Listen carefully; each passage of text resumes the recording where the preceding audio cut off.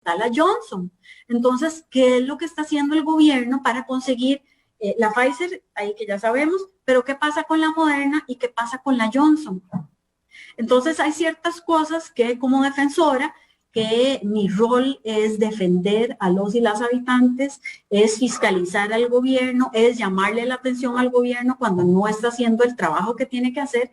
Y esto es lo que pasa con la vacunación. Tiene que vacunarse, hay que vacunar. Si imagínense que si tuviéramos a todos los maestros y maestras vacunados, sería mucho menos el problema. Si tuviéramos a todos los adultos mayores vacunados, que ese no es el caso. Déjeme decirle que todavía en zonas rurales todavía hay gente que no está vacunada. Y además hay diferencias de un cantón a otro o de una región, de un área de salud a otra, hay una gran diferencia. Me imagino, don Carlos, que usted tiene amigos, unos que ya los habían vacunado desde antes y otros que todavía no han sido vacunados. Y todo depende de dónde viven. Entonces, tenemos que vacunar, ¿verdad? Con igualdad de oportunidad. No importa si usted, don Carlos, vive aquí en San José, vive en Limón, vive en Punta Arenas o vive en Talamanca. Todas esas personas tienen que estar vacunadas y tienen que tener igualdad de oportunidad de vacunación. Así que podemos hablar de todo esto de las escuelas, de todo esto, pero vacunar es lo más importante en este momento. Aquí hay una disyuntiva entre vacunación o virtualidad. Usted es la defensora de los habitantes de la República, es decir, estamos hablando de todo Costa Rica. Y la gente, por lo general, dice, bueno, si yo como gremio pido la vacunación de mi gremio, se está haciendo ahí una discriminación. ¿Cómo podemos explicarle a los habitantes de la República de Costa Rica que la vacunación es importante en el Magisterio Nacional? Bueno, hay una comisión de vacunas. Esa comisión lo que hace es que ve y dice, ok, ¿cuáles son? Hace todo un análisis y ahí están los expertos. Yo no soy inmunóloga, pero yo sé que los mejores expertos en temas de vacunación están en esa comisión.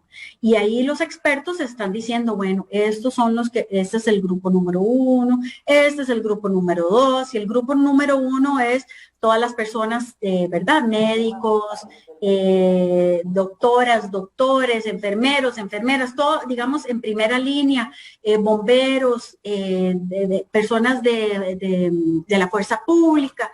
Y después, digamos, en la 1.B, así por decirlo, están las personas mayores de 58 años.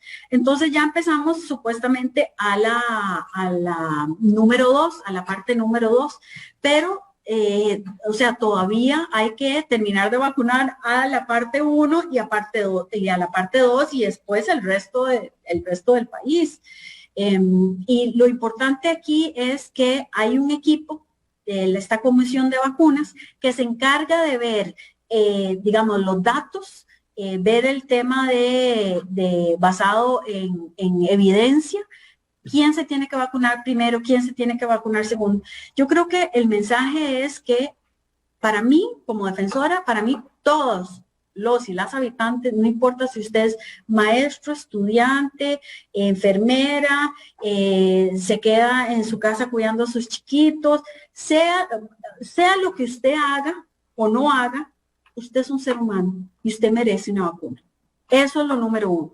Por eso es que nosotros empujamos tanto al tema de la vacunación, a que se apuren en la vacunación. El Sindicato de Trabajadoras y Trabajadores de la Educación Costarricense ha presentado números y cifras de trabajadores de la educación que han resultado contagiados y en el peor de los casos también han fallecido. A pesar de todo esto, no se ha logrado en estos momentos convencer a la ministra de Educación, Giselle Cruz, de que el peligro es latente. Ya estamos viviendo momentos muy difíciles. Algunos consideran que vamos a tener unos 100 muertos por día. Es decir, en este momento las cifras son de un costarricense muerto cada hora. ¿Cómo ve estas cifras? ¿Se excede el SEC, el sindicalismo, al dar esta clarinada o considera que se basan en la realidad? Bueno, es que nuevamente hay que pensar cuál es el rol de los sindicatos. El rol de los sindicatos es defender a su gremio. Entonces, en el caso de los sindicatos de educadores que usted me está diciendo, es defender a su gremio y pedir eso. Pero también los demás sindicatos también tienen el derecho, o más bien diría yo que el deber de pedir eso por sus agremiados. Lo que pasa es que hay que mantener un orden. Como país, nuevamente, hay una comisión de vacunas, esa comisión es la que da los lineamientos y hay que seguir esos lineamientos. Pero, nuevamente, si apuráramos más la vacunación y si pudiéramos conseguir más dosis, si supiéramos estas 2 millones de dosis que ahora la Defensoría va a preguntarle al señor presidente cuándo van a entrar, cuándo se van a empezar a utilizar, y además, las otras marcas que habíamos dicho que también están aprobadas por el FDA de los Estados Unidos. Entonces, ¿qué estamos haciendo como país? ¿Qué está haciendo el gobierno para asegurarse la aplicación de la vacuna de todas las personas, don Carlos? Es que, aquí estamos hablando de maestros y maestras que son, ¿verdad?, que son de primera línea, que llevan uno de los trabajos más importantes y una de las cargas más importantes de trabajo que hay en nuestro país, que es la educación de nuestros chicos, chicas y de los futuros habitantes, bueno, ya son habitantes, pero digo, de los futuros ya que van a votar, ¿verdad?, de nuestro país, sus ciudadanos. Pero nuevamente, lo ideal es vacunar a todas las personas de nuestro país. Y eso es lo que la Defensoría está tratando o eso es lo que la Defensoría hace pidiéndole cuentas al gobierno. Usted que es educadora, y me gustaría que le explicara a los oyentes a través de Radio Actual y a todo el Magisterio Nacional, cómo es un hábitat, por decirlo de alguna manera, cómo es esa ambientación, ese entorno, cuando una persona está impartiendo lecciones y tiene al frente, no sé, 20, 30, 40 estudiantes con respecto a la peligrosidad del contagio. Sí, bueno, nuevamente, los estudios dicen que entre chiquillos, vieran qué interesante, estuve, ¿verdad?, averiguando bien porque uno se quiere, pues, saber bien la información. Y en escuelas primarias, las y los maestros que dan en escuelas primarias, el contagio generalmente entre chicos y chicas es mucho menos, pero en colegios, entonces los que están dando, digamos, clases en colegios, es mucho más alto.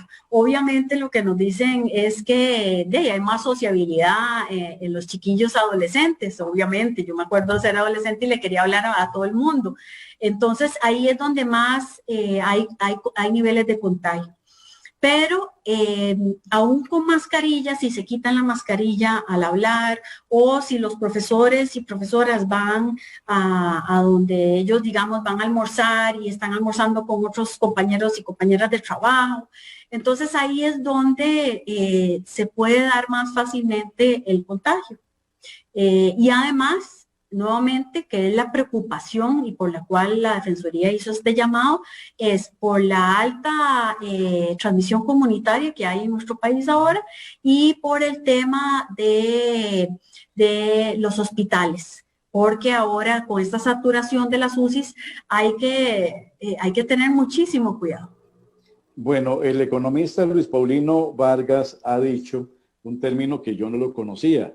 He conocido lo que es pandemia, epidemia, pero si le pregunto a usted qué es sindemia, no sé si lo tiene muy claro, pero él ha dicho que el COVID-19 es mucho más que un asunto biológico o médico, es sobre todo una problemática sociocultural, psicosocial y socioeconómica. Dice que por ello, más que una pandemia, es una sindemia, porque son las condiciones de inequidad, pobreza y desigualdad. Y usted lo sabe muy bien, Catalina, hay escuelas que son escuelas que no reúnen las condiciones para recibir lecciones. Es decir, son escuelas, y perdónenme el término, tugurientas. Y entonces se cae en lo que dice Luis Paulino Mora, que es la sindemia. Es decir, no es lo mismo estar usted en su mansión o en una escuela bellísima con todas las condiciones que tener una escuela que no reúne esas condiciones, o estar en una casa en donde es una cajita de zapato con un techo 2.20, una temperatura de 34 grados porque tiene las láminas de zinc en la cabeza. El hacinamiento no es lo mismo ahí que en una casa con comodidades. ¿Cómo comenta usted eso que ha dicho Luis Paulino Vargas? Bueno, quiero comenzar con definitivamente el COVID-19 ha venido a exacerbar la desigualdad, pero no en Costa Rica, en el mundo entero. Sí. Aquí es donde vemos que personas, inclusive en nuestro país, que tienen los fondos o que piden un préstamo, pueden ir a vacunarse, digamos, a Estados Unidos, que dijo el presidente hace un par de semanas, ¿verdad? Que no debería ser el caso. Todos deberíamos de tener la oportunidad de vacunarnos aquí en nuestro país, especialmente con un sistema de salud tan fuerte como lo es la Caja. Pero sí ha venido a exacerbar las desigualdades de escuelas, como usted lo acaba de decir, inclusive hay escuelas urbanas y hay escuelas en zonas regionales que están en muy mal estado. Todavía me acuerdo una de las escuelas en Valladraque que tiene 10 años de estar recibiendo clases en un lugar comunitario porque el MEP no ha podido construir la escuela. Entonces hay unas grandes desigualdades que no son de ahora, son de siempre, pero esto viene a exacerbar esas desigualdades que a veces las ignoramos porque no las vemos, porque no estamos viendo a los chiquillos que van a clase ahí a Valladraque, o no estamos viendo a los chiquillos que van a Limón 2000, donde estuvimos yendo, ¿verdad? O sea, hay unas grandes desigualdades en nuestro país, pero quiero contarles que recibimos una denuncia la semana pasada del Liceo de Coronado. Nos estaban diciendo que no había agua, que un montón de cosas. Decidimos definitivamente ir a hacer una inspección, porque parte del trabajo que nosotros hacemos en la Defensoría es, aquí, bueno, mi despacho no ha dejado de trabajar ni un día. No importa pandemia, aquí estamos, vamos a todo lado en el país. No hemos dejado de ir a inspeccionar, ir a hablar con la gente, ir a ver con la gente de Avangares, las islas de Punta Arenas, zona sur-sur, por todo el país. Entonces fuimos al Liceo Coronado. Gracias a esta denuncia nos dimos cuenta de muchas cosas que si no nos hubiéramos dado cuenta. ¿Qué vimos? Vimos que tenían seis órdenes sanitarias, imagínense, desde hace añales. Entonces, todavía estaba ahí. Los chicos y chicas todavía estaban atendiendo. Habían tubos de agua, unos servían, otros no servían. Entonces, ¿cómo se va uno a lavar las manos? Donde unos tubos sirven, otros no sirven. Entonces había una infraestructura sumamente desgastada que debieron de haber cerrado. Más bien ahora estamos mandando a pedir cuentas de qué es lo que está pasando. Y además otro de los temas que también pudimos ver es el tema de que inclusive la ley 7600 no se estaba cumpliendo en estos lugares. Entonces, ¿qué pasa con estudiantes o con personas que trabajan ahí, ya sean los maestros, maestras, la gente de administrativo, que tienen una discapacidad y que no pueden pasar por, o sea, la ley 7600 no está puesta, ¿verdad? No hay rampas, no hay esas, digamos, comodidades, no quiero ni decir comodidades, eso que por ley tiene que estar. Entonces, sí pudimos ver que el Liceo de Coronado está en muy mal estado, lo que hace todavía más difícil que se cumplan los temas de salud o, digamos, las restricciones o los pedidos sanitarios. Entonces, eso es algo que estoy segura que el Liceo de Coronado no es el único. El año pasado y el antepasado que la Defensoría ha estado viendo el tema de infraestructura escolar, Chacarita, Punta Arenas, que tuvimos que ir a llevar a los bomberos, porque, o sea, la peligrosidad de que se incendiara ese lugar era, o sea, en cualquier momento. Inclusive, bueno, ya ahora después de pedir cuentas, ya se está construyendo. pero así hay más de 500 escuelas con orden